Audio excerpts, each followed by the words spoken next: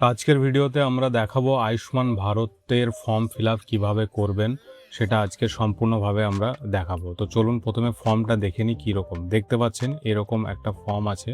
ফর্মটি 2 পাতার ফর্ম। এটা হলো প্রথম পাতা এবং এটা হলো দ্বিতীয় পাতা। তো চলুন আমরা পরপর দেখে নিই কীভাবে ফর্মটা ফিল আপ করবো।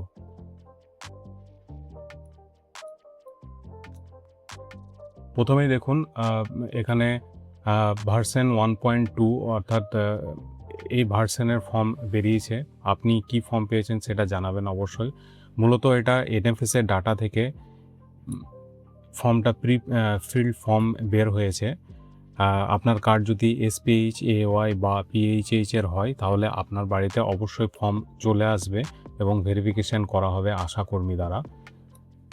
ফর্মের প্রথমেই দেখছেন একটা বারকোড আছে, তার নিচে দেখুন এখানে তারিখ লেখা আছে। এটা আপনাকে ফিল আপ করতে হবে। আপনি যেদিন ফর্ম ফিল আপ করবেন বা যেদিন আপনি জমা দেবেন বা ইনকোয়ারি যেদিন হবে সেদিনকার ডেটটা এখানে DDMM YYYY হিসাবে লিখবেন। এখানে দেখুন একটা নাম্বার দেওয়া থাকে, এটা ফর্ম নাম্বার। যে নাম্বারটা আপনি ফর্মের নিচের দিকেও পেয়ে যাবেন বারকোড সমেত। এখানে দেখুন এটা ফর্ম নাম্বার এবং বারকোড সমেত এটা দেওয়া আছে। তার নিচে দেখুন আধার নাম্বার। আপনার রেশন কার্ডটি যে আধার কার্ডের সাথে লিঙ্ক আছে সেই আধার নাম্বারটা অর্থাৎ আপনার নাম্বারটা, আধার নাম্বারটা শেষ 4টে সংখ্যা এখানে দেওয়া আছে, বাকিটা হাইড করা আছে। তার পাশে আপনার নামটা এখানে টাইপ করা থাকবে, আপনাকে লিখতে হবে না। তার পাশে আপনার রেশন কার্ড নাম্বারটা এখানে টাইপ করা থাকবে, আপনাকে লিখতে হবে না। তার নিচে রেশন কার্ড বিভাগ আছে, এখানে দেখতে পাচ্ছেন। এটাও আপনাকে কিছু করতে হবে না, এটা টিক মারা থাকবে। আপনার যে ক্যাটাগরি কার্ড সেটা টিক মারা থাকবে। তার নিচে দেখুন আধার সংযুক্ত মোবাইল নাম্বার। এখানটায় আপনার যদি আধার সংযুক্ত মোবাইল নাম্বার এখানে যদি ফাঁকা থাকে তাহলে আপনি এখানটাতে লিখে দেবেন।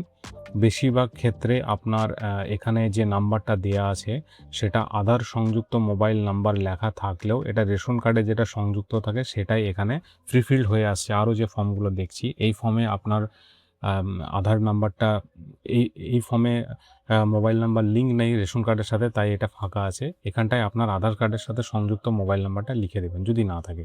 তার পাশে লিঙ্গ যেটা, এটাও টিক মারা থাকবে। পুরুষ, মহিলা বা অন্যান্য যেটা আপনার রেশন কার্ডে করা আছে অর্থাৎ এনএফএস ডাটাতে আছে সেটা এখানে টিক মারা থাকবে। তার পাশে দেখুন জন্ম তারিখটাও টাইপ করা থাকবে, এটাও আপনাকে লিখতে হবে না।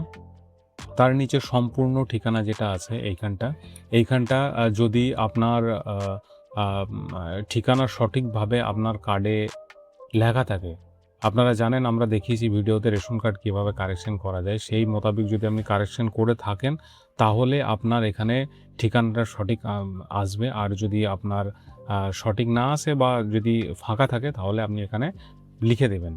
তার নিচে জেলা, এটা সেম লেখাই থাকবে, টাইপ করা থাকবে। ব্লক, পৌরসভা এটাও আপনার প্রিফিল্ড থাকবে। গ্রাম পঞ্চায়েত এটাও আপনার লেখা থাকবে।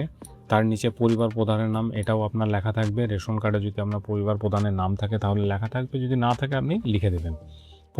মোট পরিবারের সদস্য, আপনার যতগুলো সদস্য আছে সেটা এখানে লিখতে হবে আপনাকে। আপনার বাড়িতে দেখবেন ততগুলোই ফর্ম দেওয়া হবে।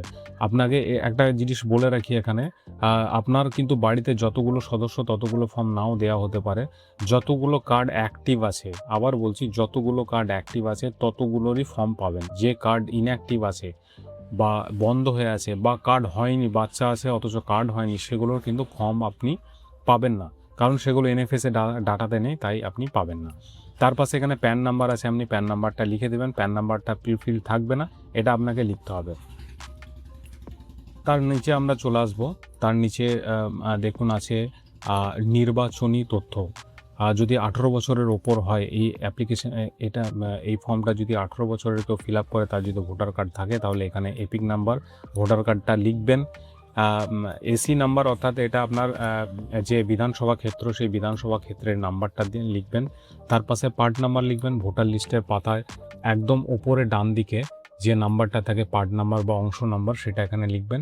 ক্রমিক নাম্বার অর্থাৎ সিরিয়াল নাম্বার, ভোটার লিস্টের 2026-এর পাতাটা বের করবেন, সেখানে আপনার নামটা দেখবেন। আপনার নামে এর যে বক্স করা আছে বাঁদিকে যে সিরিয়াল নাম্বার লেখা থাকে সেইটা হচ্ছে ক্রমিক নম্বর, সেটা এখানে লিখবেন। তার নিচে দেখুন স্বাস্থ্যসাথী বিবরণ। আপনার কাছে যদি স্বাস্থ্যসাথী কার্ড থাকে বা আপনার পরিবারের স্বাস্থ্যসাথী কার্ড একজনের নামে হয়, সেক্ষেত্রে যদি আপনার নাম ইনক্লুড থাকে, আবার বলছি আপনার বাড়িতে যে স্বাস্থ্যসাথী কার্ড আছে সেই কার্ডটা চেক করবেন স্বাস্থ্যসাথী পোর্টালে, এবং যদি সেখানে আপনার নাম থাকে তাহলে 17 সংখ্যার যে ইউআরএন নাম্বার হয় সেটা আপনি এখানে লিখবেন। তারপর এখানে দেখুন যেটা কাঁচির চিহ্ন দেওয়া আছে রিসিপ্ট বলে, এটাতে আপনাকে কিচ্ছু ফিল করতে হবে না, এটা প্রিফিল্ডই আছে। দেখুন এখানে আছে আধার নাম্বার দেওয়া আছে, আবেদনকারীর নাম দেওয়া আছে, রেশন কার্ড নাম্বার, এগুলো সব প্রিফিল্ড থাকবে। জন্ম তারিখ এটাও প্রিফিল্ড থাকবে।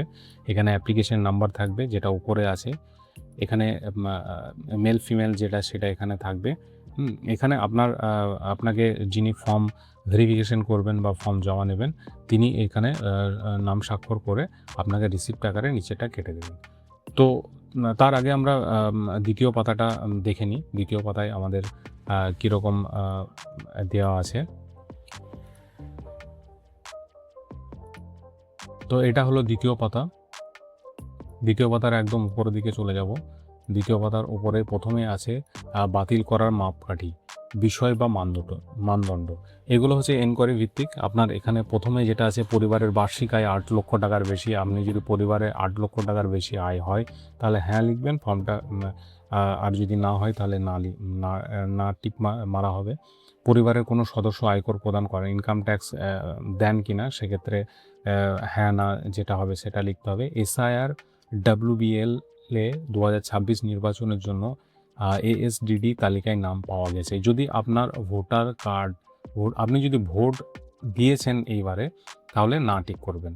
আর যদি ভোট দিতে না পারেন, আর যদি আপনার নাম অ্যাডজুডিকেশনে ডিলিট হয়েছে বা ASDD তালিকায় নাম পাওয়া গেছে, মানে আপনার অ্যাবসেন্ট, শিফটিং, ডেথ বা যে এইগুলো আছে তার মধ্যে যদি আওতায় আপনার নাম বাদ পড়া গেছে তাহলে হ্যাঁ হবে। আর নাম বাদ পড়ে যাওয়ার পর যদি আপনি এসআইআর ট্রাইব্যুনালে আবেদন করেছেন এবং বিচারাধীন আছে, অর্থাৎ পেন্ডিং অবস্থায় আছে ট্রাইব্যুনালে, সেক্ষেত্রে এটা হ্যাঁ হবে। আর যদি আপনি কোনো ভোট দিয়েছেন তাহলে আপনার এই দুটো ক্ষেত্রেই না হবে। তারপরে যে সিএ আবেদন মুলতবি রয়েছে, যদি আপনি সিএতে আবেদন করে থাকেন, ভোটার লিস্টের নাম বাদ গেছে কিন্তু আপনি সিএতে আবেদন করেছেন, সেক্ষেত্রে এটা হ্যাঁ হবে অথবা না হবে।